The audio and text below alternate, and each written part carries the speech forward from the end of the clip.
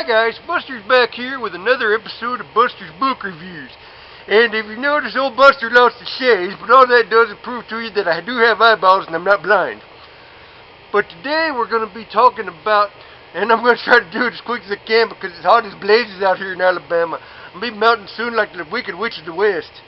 Anyway, we're going to be talking about The Bad Place by Dean Koontz. Okay, now this is a very interesting book. I thought it started out just a tiny bit slow, but then once the characters came together and got going, holy moly, it picked up and got good. Okay, you got this dude that wakes up in the middle of the streets in an alley. He wakes up, he don't know who he is, he don't know what's going on. The only thing running through his mind is fireflies in a windstorm. And he don't know why. Then he realizes he's being chased by this dude shooting blue light at him, and it destroys everything around him, and he's running and running, and finally he gets away from the dude, but he needs help. Then he realizes every time he falls asleep, he's got something new. He's got like a bag full of money, a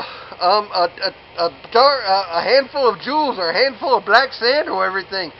And one time he wakes up, he's got blood all over his shirt. He don't know what the crap's going on. Okay, now let's look over. You got these two detectives, they're husband and wife.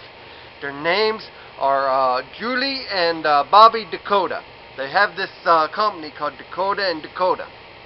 Okay, Julie's got this Down syndrome brother named, I just read the darn thing, I should know it. But anyway, she got a Down syndrome brother. And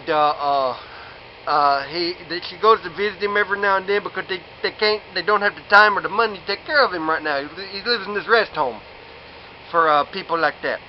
And what happens is he's somewhat psychic, and he can send messages to Bobby, her husband.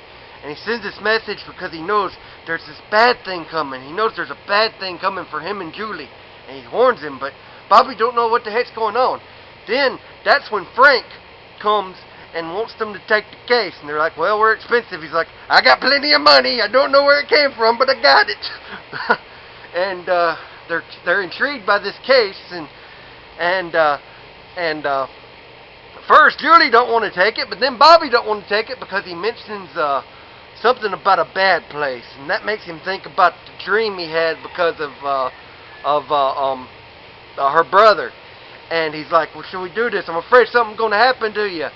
And she's like, we're going to take this case. We're going to figure it out. And they generally like Frank. There's something about him. He's kind of this little chubby dude, and they just kind of fall in love with him, want to help him.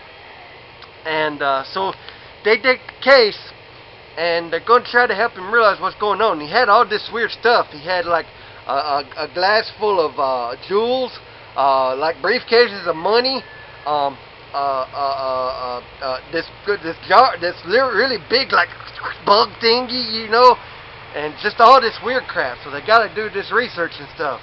So they check him into a hospital, you know, and they want to try to figure out what's going on with his mind. There could be something wrong why he can't remember stuff. And they got this guy named Hal watching over him. He's like a Japanese American dude, and he's watching, reading a book, and all of a sudden he looks up one night and, holy crap, Frank disappeared! He's gone. He don't know what's going on. And then he comes back and he reappears.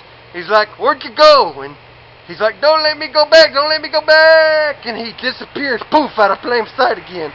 And Hal's just like, oh God, I got to call Julie and Bobby. I got to call Julie and Bobby. You know, it's the weirdest dang thing he's ever saw.